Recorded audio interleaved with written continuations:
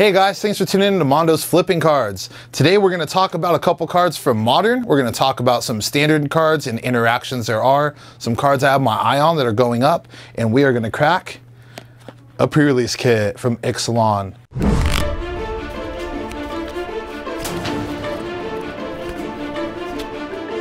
First, I wanted to talk today about Collected Company. Collected Companies are at about $15 right now. It's a card that I think is gonna definitely be a $25 card in about a year, maybe two. They're gonna keep going up. They're steadily in demand. There's too many different kind of Coco decks that are running them and top 8ing all over the place. Definitely a card to get your hands on. A card that's not gonna be swamped on the market everywhere because every deck that plays it, plays a 4 of it. So get your hands on Cocos while you can at this price rate. It's definitely a good entry point. Not gonna be dropping anytime soon. So next we're gonna go into Azusa Lost But Seeking.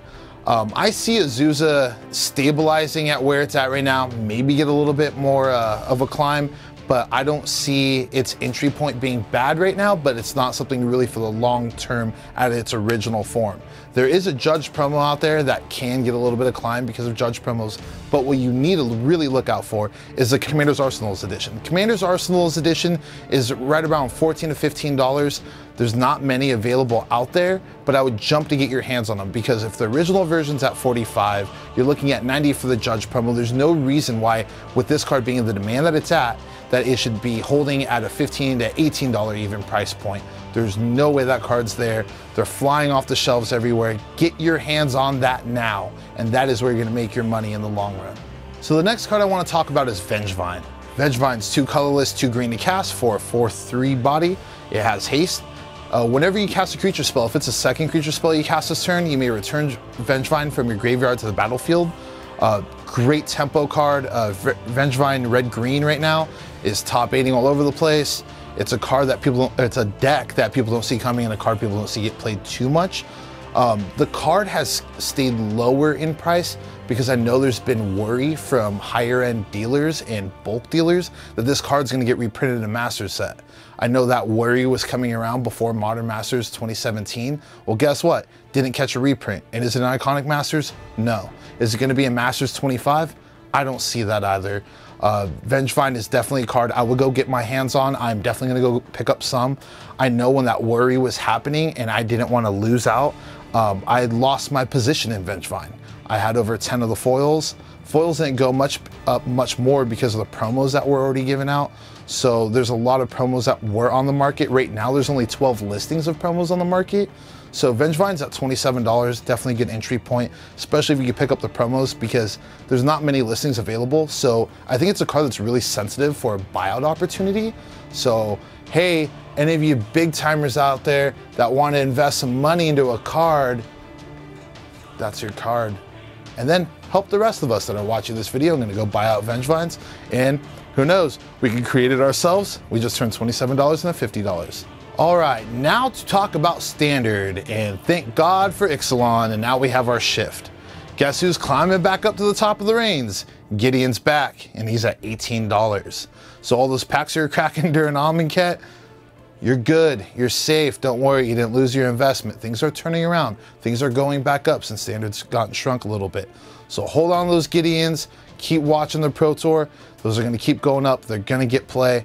Get ready, it was a safe investment when you got in at $12. Don't worry, it'll be at $25 in the near future. All right, the next card we're gonna talk about today is Scarab God.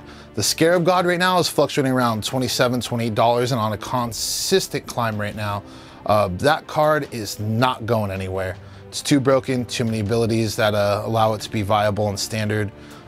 Seeing some fringe modern play, but that card is just a house in standard. Get your hands on them while you can. If you got into them at a lower cost, at around the $8 to $12 pre-order was for a bit, I would definitely think about losing my position right about now.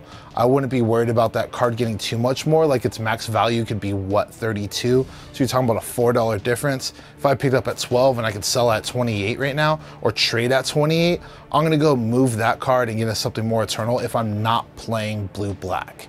So definitely think about moving it, or see what's going on with this set Ixalan and see where you wanna get into there. If you're looking at Naya Dinosaurs or you're looking at blue-green Merfolk, Definitely think about moving out of that card. If you're thinking about blue-black pirates, I would definitely think about moving out of my position on the Scarab God. So don't worry about it dropping too hard right away, but definitely think about getting out of that product. Now the next two cards I'm going to talk about at the same time. We have Mechanized Production and we have Revel in the Riches. Mechanized Production is an enchantment that you enchant a target artifact on your upkeep, you get to make more copies of that artifact, but when you have 8 or more copies of that, you win the game. Revel in Riches, when you have 10 treasures, you win the game. Do the math, blue-black treasures is easy to build, it's easy to go off fast. I would definitely think about running those as 4 of each, so you have your win condition there while still building treasures no matter what. It's going to be a viable deck in the format. There's not too much stuff that's going to really be able to disrupt it. I don't see Mardu being huge in the format, so don't be worried about Unlicensed Disintegrations going to kill one of your tokens, because guess what? In response to, I'm just going to sacrifice it and make a mana. So go ahead and bring it on, Mardu. Let's see what you got, because I'm going to combo off for the win. So next we're going to open up the Ixalan pre-release kit.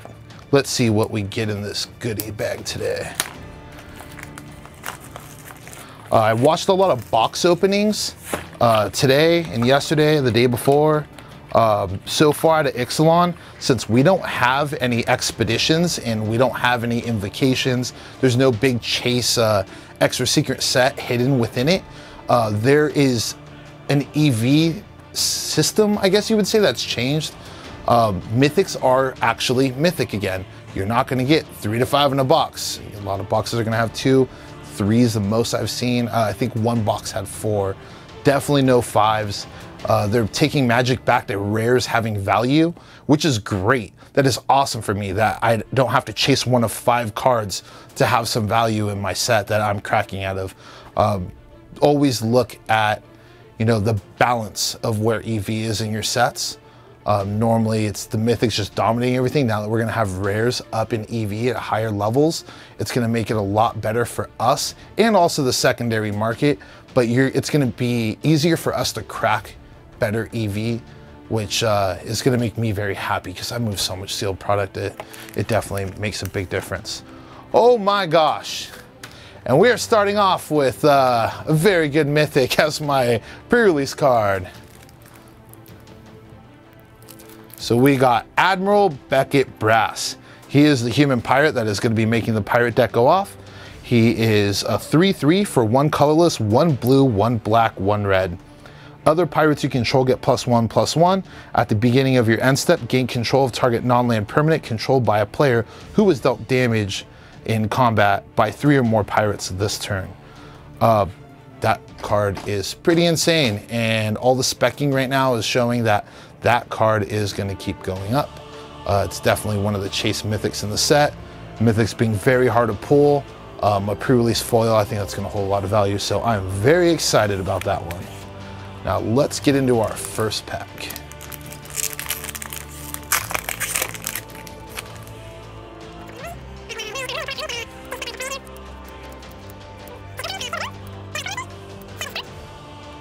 In my rare is Arcane Adaptation. As Arcane Adaptation enters the battlefield, choose a creature type. Creatures you control are the chosen type in addition to their other types. The same is true for creature spells you control and creature cards you own that aren't on the battlefield. That's a pretty sweet card, not bad. Enchantment, 2 blue, or 2 colorless, 1 blue to cast. I'll take it. Let's see what other goodies we can pull out of here.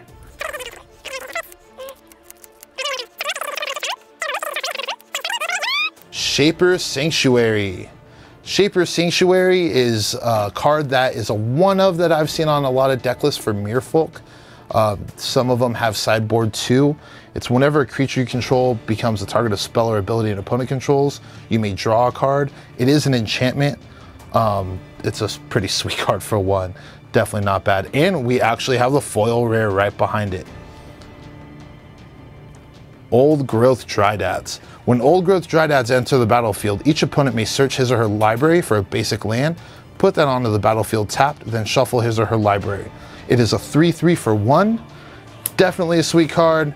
Definitely good foil rare to crack. I am definitely happy so far with this pre-release kit. Let's see what other sweet EV we can pull.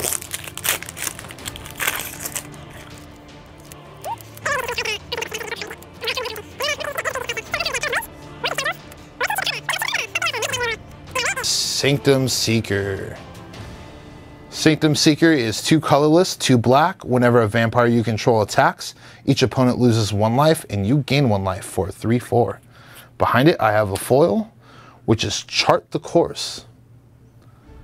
Chart the Course is 1 colorless, 1 blue. It's a sorcery. Draw 2 cards, then discard a card unless you attacked with a creature this turn. All right. Got 3 more packs to go.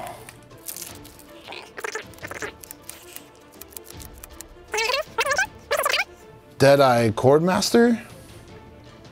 Deadeye Chordmaster is a 3 colorless, 1 blue. When Deadeye Chordmaster enters the battlefield, you may search your library for an equipment or vehicle card, reveal it, put it into your hand, then shuffle your library, and it's a 2/2 human pirate. I've seen that on a lot of deck lists for pirates so far. Ooh, and we get our foil after our uncommon. So far, what I've seen out of all the foils that are coming before your rare means your rare is a flip card. So always watch out for that while cracking your packs. And don't think you got jacked yet, because guess what? I bet you it's a flip rare coming up right behind it. What did we get? Argyl's Bloodfast. It is a 1 colorless, 1 black, legendary enchantment. Pay 1 colorless, pay 1 black, pay 2 life, draw a card. At the beginning of your upkeep, if you have 5 or less life, you may transform Argyl's Bloodfast. And it transforms into a temple. It's a legendary land. Tap to add a black to your mana pool, or tap and sacrifice a creature. You gain life equal to sacrifice creature's toughness. And we got a check card. That's pretty cool. I like that the check card came with a land that you need a card that turns into the land you need a check card for. 2 packs left.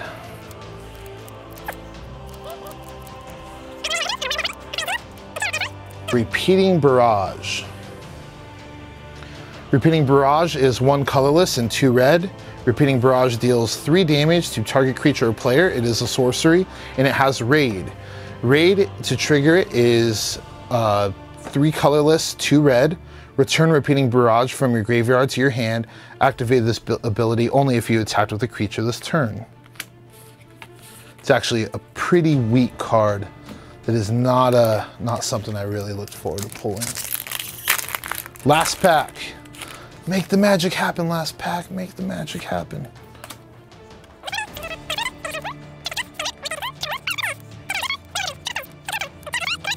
Ashes of the Aberrants. It is an enchantment for 1 colorless, 1 white. Players can't cast spells from graveyards or activate abilities of cards in graveyards. Whenever a creature dies, you gain 1 life.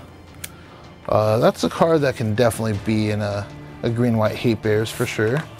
Thanks for tuning in, guys. I think we pulled some great value. Definitely stoked to have the Admiral.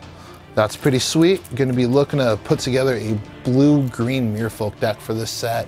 Going to put it together tonight, maybe tomorrow morning, and be at Friday Night Magic with it. Good luck at all your drafts, good luck at all your sealeds, and good luck at all your standard events. Take care, guys. This is Armando from Oomba.